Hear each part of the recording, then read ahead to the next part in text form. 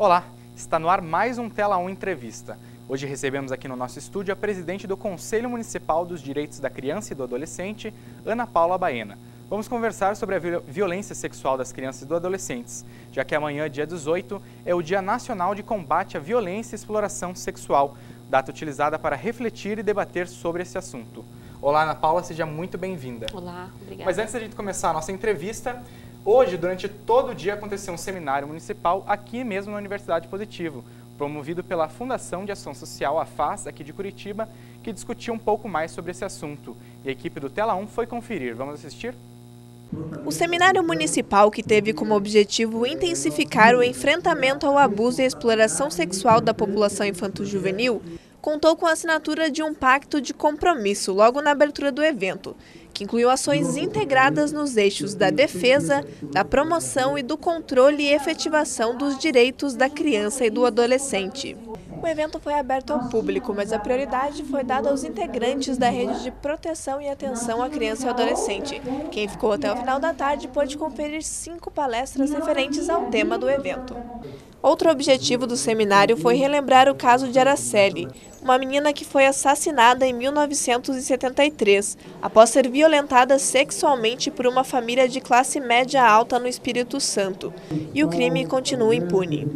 Isso sempre para lembrar que a impunidade não pode prevalecer, que a negligência não pode prevalecer e que a criança, e a gente não inventa nada, isso está na Constituição Federal, é prioridade absoluta em todos os poderes. Bom, durante esse seminário foi assinado um pacto de compromisso pela intensificação do enfrentamento à exploração sexual, das crianças. Quais são as novas ações que serão tomadas a partir de agora para que esse enfrentamento não fique apenas no papel, seja realmente colocado em prática? Bom, Ângelo, como você bem colocou, hoje foi um dia no qual o município de Curitiba, as secretarias diversas do nosso município, que compõem a rede de proteção da criança e adolescente de Curitiba, firmaram mais uma vez um novo compromisso. Foi um momento de renovação, de repactuação de um compromisso já firmado por Curitiba. A proposta é que, a partir de então, a gente possa estar fortalecendo uma rede que já existe, criada em 2000, para a proteção e defesa de direitos da criança e adolescente. A proposta é que a gente possa, junto com novos parceiros, repactuando com o Ministério Público, com o Tribunal de Justiça, com secretarias de Estado, também Educação, Segurança Pública, que se possa fortalecer ações, integrar políticas, como você falou, elencar novas propostas de ação, para que se possa ter uma efetividade a mais no trabalho. A questão da exploração sexual, da violência sexual contra a criança é uma questão muito complexa. Dentro da violência a gente tem o abuso e a gente tem a exploração sexual comercial. E a exploração sexual comercial, ela é um crime que ela envolve a comercialização do corpo de uma criança ou de um adolescente. E esse crime ele é cometido dentro da nossa sociedade. E ela é um crime tão bárbaro e tão delicado que só se sustenta porque existe uma rede que faz com que ela se sustente. E essa rede é uma rede que tem dinheiro e que tem poder. Então, é muito delicado esse tema. E por ser delicado que a gente precisa de muitos esforços, que a gente precisa de muitas articulações, de trabalhar em parceria com políticas setorizadas, mas que convergem para uma mesma finalidade. Até conversou um pouco antes com a primeira-dama, ela comentava sobre a união dos 3 poderes. Exatamente. Como é que funcionaria isso na prática? Veja, porque o município tem que dar conta do atendimento. Ele tem que dar conta de ajudar nas ações de prevenção. Porém, tem um aspecto que depois que a criança é atendida, tem um aspecto que é o aspecto criminal. Então, aí você precisa da segurança pública para primeiro, deter o agressor. Segundo, juntar provas contra aquele agressor. Porque enquanto não se prova, não se tem um encerramento de processo. Então, por que precisa de todo mundo? Porque precisa da segurança pública, da polícia militar, você precisa do NUCRIA, que é a delegacia especializada em vítimas de crime, crianças vítimas de crime. Você precisa do juizado, que é um juizado especializado, a 12ª Vara de Crimes contra Crianças e Adolescentes, é uma vara que só que só trata desse tema. Então, você precisa que uma suspeita de exploração sexual vire um fato, desse fato vire esse inquérito policial, vá até a vara da infância, esse inquérito tem que ir para a vara da infância e aí sim ser julgado. Então, por isso se precisa, e aí a vara criminal tem que estar junto também, por isso se precisa dos 3 setores. E muito mais que isso, precisa também da sociedade como um todo. Você precisa também, por exemplo, taxistas, você precisa da população em geral, de empresários, donos de casas noturnas ou donos de bares. Você precisa dos empresários da rede hoteleira, por exemplo, que nos ajudam no sentido de ter uma legislação e cumprir essa legislação de não permitir a entrada de criança ou de adolescente desacompanhado ou sem autorização. Então, todas essas são interfaces de uma mesma situação. Todas essas interfaces, elas precisam se comunicar para que se tenha uma efetiva proteção dessas crianças e desses adolescentes. Você falou um pouco dessa complexidade e realmente são crimes bárbaros. E uma frase muito marcante da Roseli Isidoro, que é vereadora e também secretária da Mulher, secretária municipal, ela falou durante o seminário que por trás de uma criança violentada existe uma família desestruturada, né? Você falou de vários pontos, mas essa questão da família, como é que fica? Veja, eu diria que além disso existe uma família e uma criança que teve os seus direitos de alguma maneira também violados. Porque você tem uma criança que muitas vezes vai para a exploração sexual comercial porque a família não tem recursos. Ou ela vai porque ela acredita que a partir dali ela vai evoluir socialmente ou economicamente. E por que isso acontece?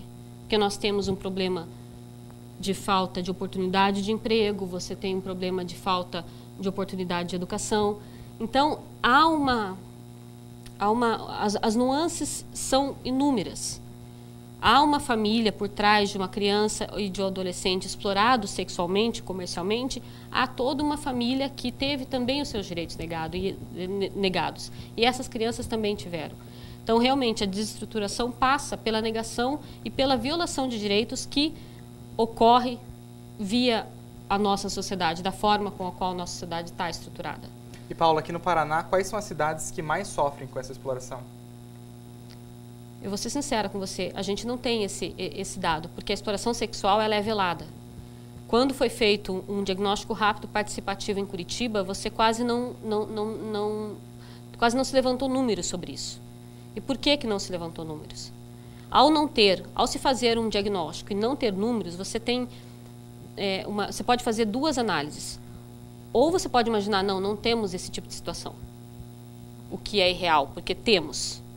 Porque basta você andar pela cidade com um olhar mais apurado para você perceber isso. Não temos esses números por quê? Ou porque as pessoas não conseguem compreender a exploração sexual como um crime, enxergar aquele ato e perceber aquilo como um crime.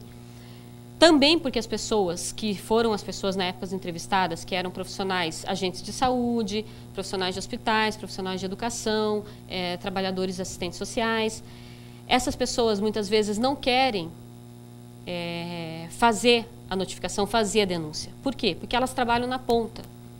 Ao elas denunciarem certas situações, elas têm medo de represálias, é evidente. Então, os números não aparecem, porque as pessoas têm medo de falar.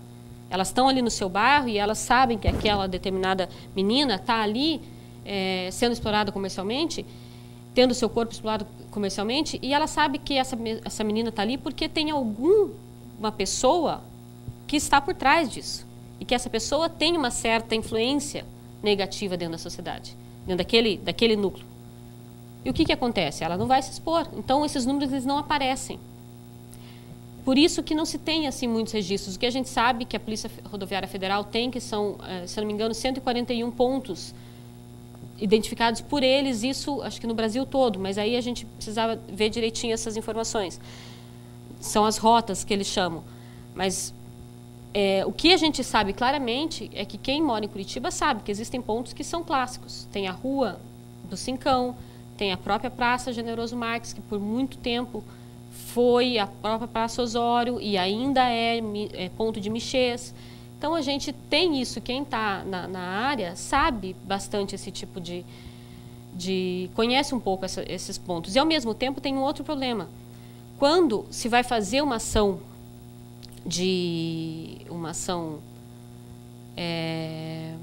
para apreensão,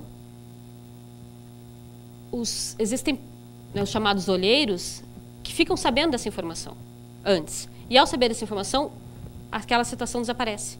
E aí a polícia chega e não tem mais nada ali.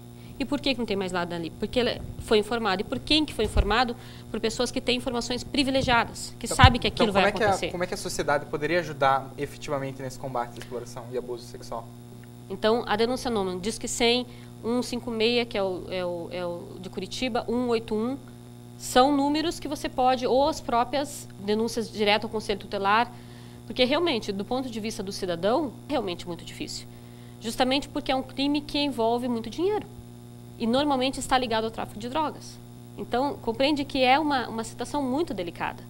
E há pessoas que estão infiltradas ali justamente para fazer a proteção no sentido de dar informação privilegiada de ações que possam ser feitas para pegar em flagrante esse tipo de situação. E qual seria o setor ou qual seria o tipo de criança ou adolescente que está mais sujeito a esse tipo de crime? Da exploração sexual, propriamente dito, existe a questão do recurso financeiro, existe a questão do uso de drogas. O uso de drogas é porta de entrada, o recurso financeiro, a questão de transtornos mentais também é porta de entrada. Enfim, cada um é cada um, mas normalmente se tem mais ou menos esse perfil. Durante essa semana aconteceu uma audiência pública para discutir esse tipo de situação na Copa do Mundo, né? Exato. Quais políticas públicas que podem ser aplicadas especificamente nessa situação da Copa? A questão da Copa é extremamente delicada porque se sabe que vai se ter um movimento muito grande de pessoas. E algumas questões são muito difíceis de se lidar, porque você vai ter um número de pessoas que, de repente, de fora do Brasil, que ao estarem aqui, podem pensar, não, se eu cometer algum crime, ninguém vai me pegar, né? Porque eu estou num outro país. Você tem a possibilidade de aumento da exploração sexual comercial, você tem a possibilidade do aumento do trabalho infantil, você tem a possibilidade de crianças que podem se perder. Então, há uma série de riscos dirigidos a crianças e adolescentes, e não somente as crianças que estão mais vulneráveis, as pessoas que forem, de repente, acompanhar um jogo de futebol.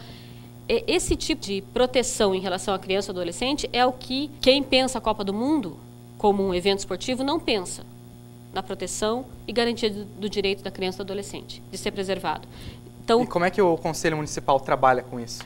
Nesse sentido, o Contiba já deliberou por fazer uma reunião de trabalho no sentido de convidar a Prefeitura de Curitiba, começando pelas secretarias que são mais afins, a Fundação de Ação Social, a Educação, a Saúde, a Defesa Social, chamá-los para vermos o que eles já têm de ação efetiva acontecendo, quais são as políticas e ações e programas que já existem no município, aonde não existe, como podemos criar. Da mesma forma, vamos fazer isso com o Estado no que se refere à segurança pública. Um exemplo muito prático, uma criança se perdeu num tumulto de jogo. Vai haver lá o CICRID, que é a Delegacia Especializada em Crianças Desaparecidas, vai haver um módulo do CICRID, porque o CICRID fica na Vicente Machado. Vai ter ali, próximo do estádio, algum posto que vai atender a essa família que, de repente, eventualmente, teve sua criança perdida? Questões práticas, como o Conselho Tutelar vai estar atuando. Nesse sentido, o Conselho vai convidar as secretarias para conversar e ver o que já existe, se não existe, como podemos ajudar para criar novas políticas e programas nesse aspecto. Então, é um tema que gera muito debate, muita discussão, muitas reflexões, mas infelizmente o nosso tempo não permite que a gente estenda mais essa conversa. Então eu queria agradecer a você pela sua presença, por esclarecer algumas dúvidas nossas.